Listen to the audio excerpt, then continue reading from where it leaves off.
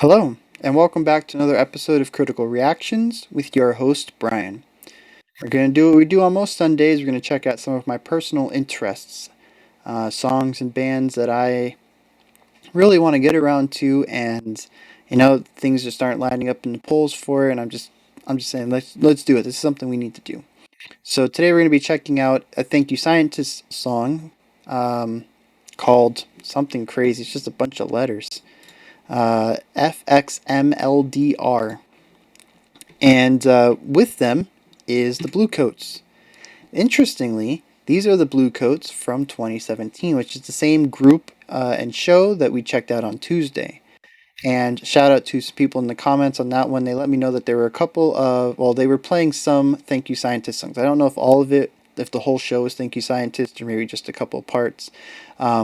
But yeah, so they were playing a Thank You Scientist song, and now it's kind of come full circle where they're actually playing with the group Thank You Scientist. So yeah, real cool stuff all around. I'm real interested to hear this. So yeah, let's see what they got. Oh yeah, and everything is solar powered here. All the electronic instruments. So that's real interesting. Really, really like stuff like that.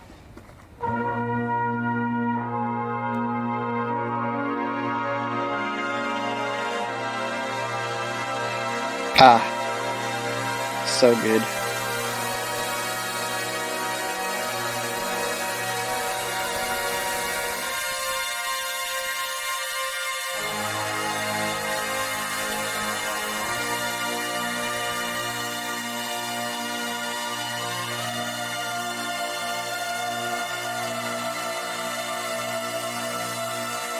I think that's what I miss most about metal music is just, uh, you know, inter chord progression and relationships.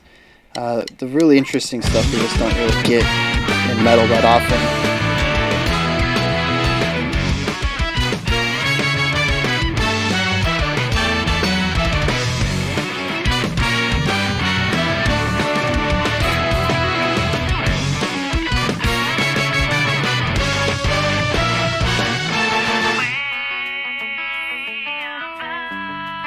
That's genius. Use a megaphone for vocal compression. I think of us while counting all the rats we see between. Yeah, I see you red little funky there. Come on, bring it down, down, down, down, down, down. So that's not Changing up between the standard length and the dotted.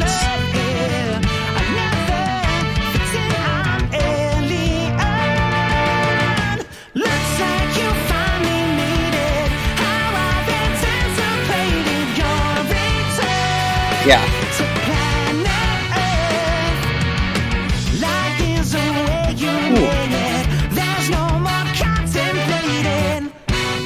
Oh man.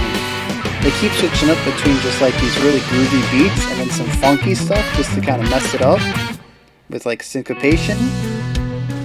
And then right back into some groovy stuff. I can do that.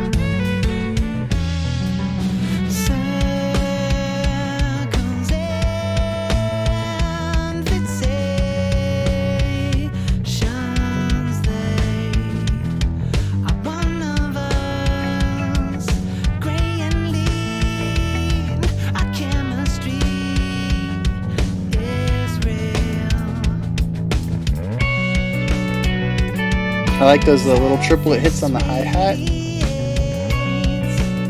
Nice bass line, just walking it.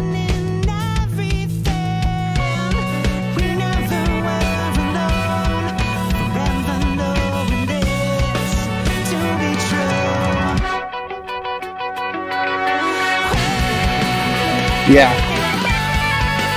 Ooh, that guitar work. I told you in the Bluecoats video, just playing that,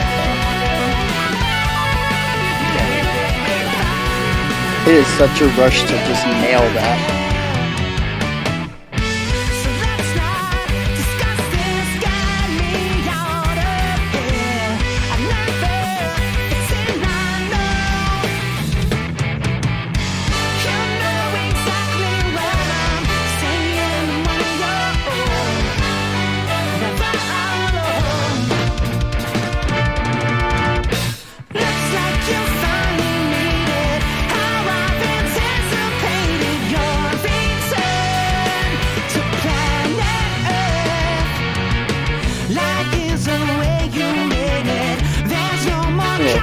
bouncy here.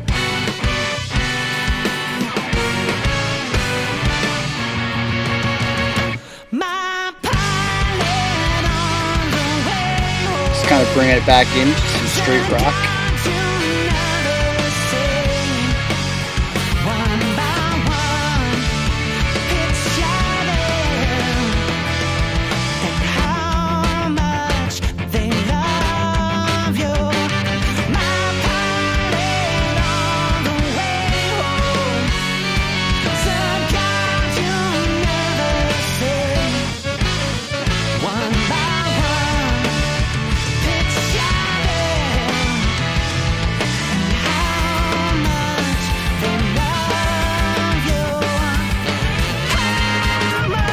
Ooh.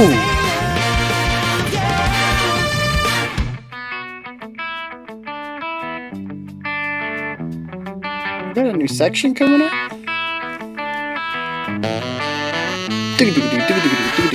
Ah, that would have been a nice place for a drum fill.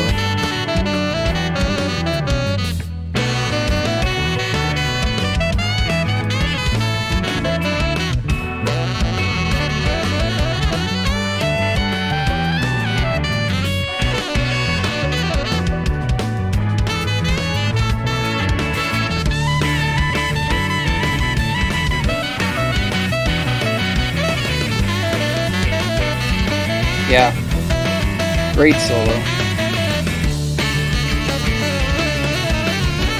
Time to show it off a little bit. Bring it back in to finish up the story.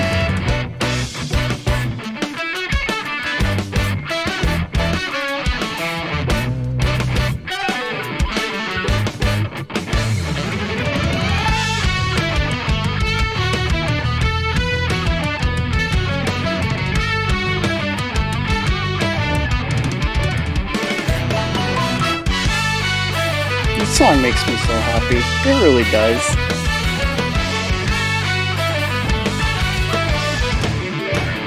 Yep. Ridiculous skill just all over the place.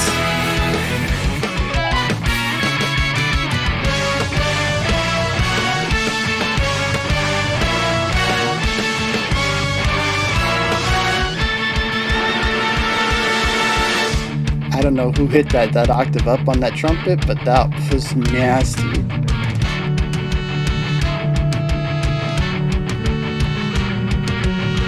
Looks like you finally made it. Looks like you finally made it.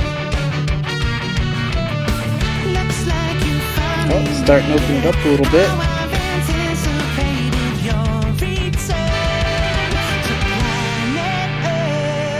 Back to the chorus.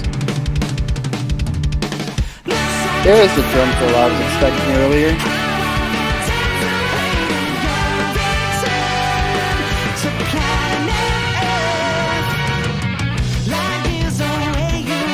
Dude, this like bouncy part's so good.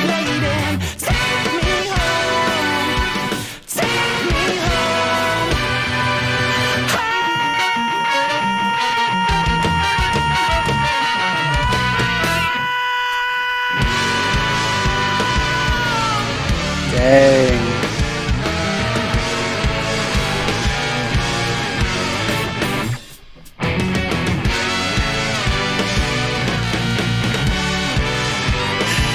Oh my god.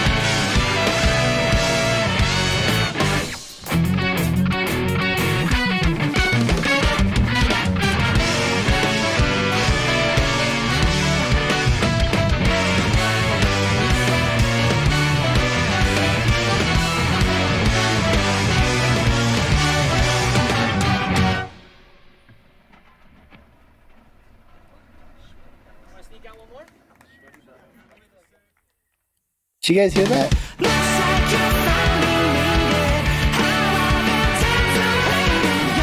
Let me go back just a second. Right when the song ends, you guys can hear some drum exercises going on.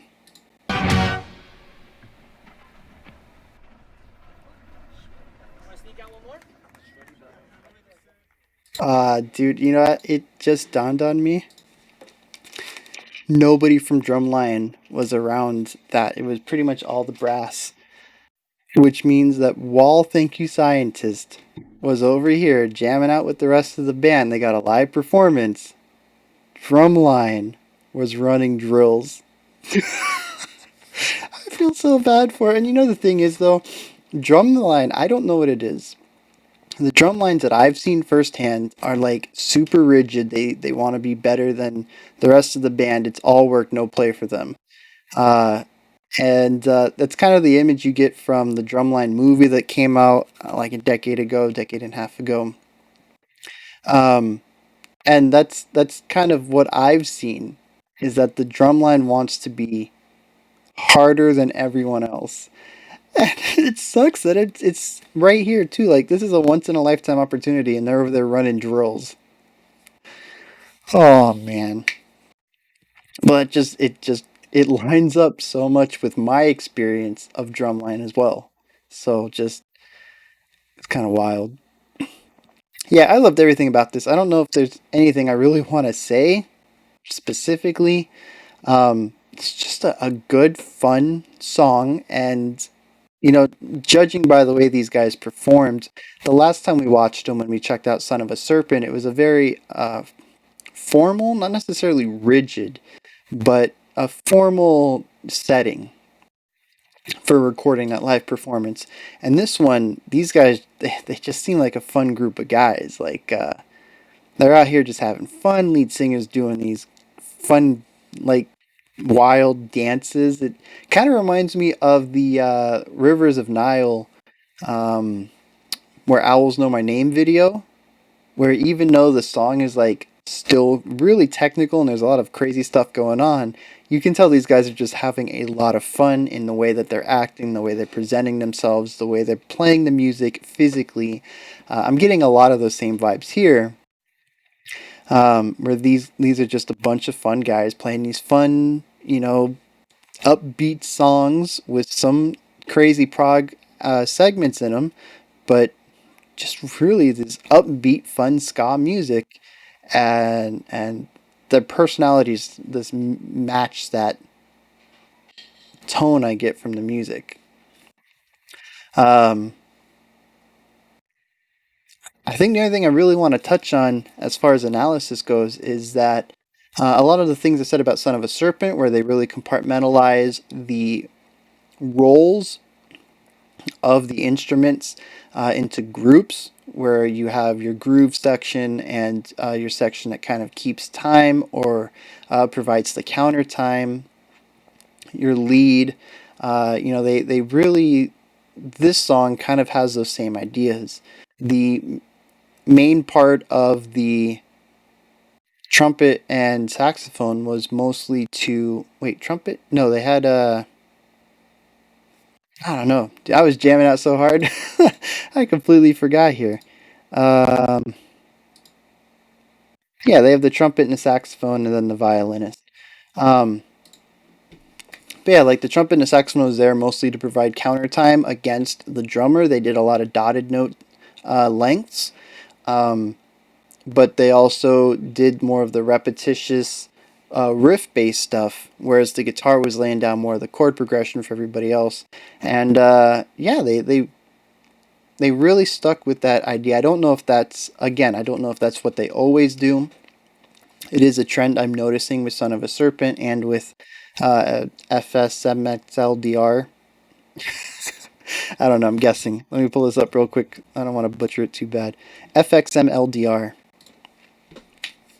But yeah, they definitely stuck with that. The vocalist, I really enjoy his range. I love his delivery. I love there's like this sincere warmth to it, even though it's very like front of the mouth. It doesn't have that the warmth of resonating within the palate back here. There's still a warmth of sincerity to the way he delivers and the way he sings. There's passion there. And excuse me, sorry. And I really love that about him. But I do wish he had more range. Not necessarily going higher. I mean, he did show that at the end. I mean, holding out that note at the end was just nothing short of impressive. But he tends to stick within the same octave ish when he sings, and he just doesn't have a lot of dynamic range in his singing delivery. It's always pretty much the same style, same area of music. Um, it is something I'd like to see a little bit more dynamic, especially when the rest of the band kind of varies between song to song, at least in the three that we've checked out so far. Um, but yeah, everything else is just. I don't think I have any more criticisms. Everything is on point. The saxophone and trumpet were just nailing the riffs that they were playing. The drummer had some really nice fills, some really cool like offbeat syncopation stuff going on. He played around with time a little bit, not too much. A lot of the time he's just laying it down, just really solid. Um, the guitarist had those really nasty like multi-finger tapping sections, and then pairing that with the bells. I think they were marimbas. Let me check this real quick. Mm-mm-mm-mm. Yeah, of course not being able to find. Yeah, I'm gonna say marimbas. I don't know. Pairing it with them though, I mean, those runs with the guitar tone against the warmth of those wood blocks, going through the chimes is just it's just a really good choice texture wise, and then just being able to watch the the bells players just real fast work right there.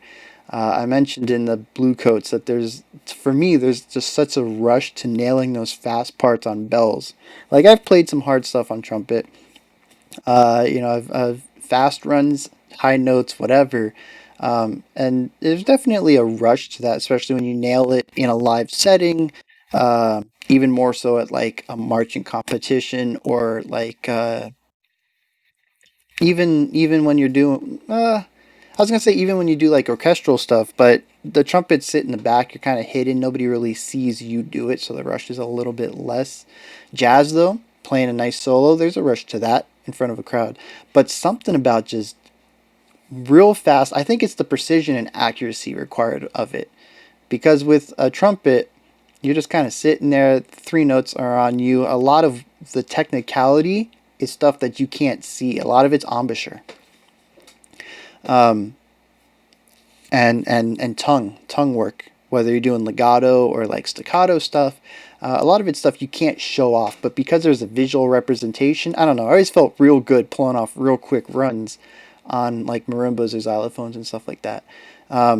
And just being able to see it, like there's just to watch somebody play at that level on a marimba just brings me great joy. I love the instrument. I love musicians who are just like top of their class on it.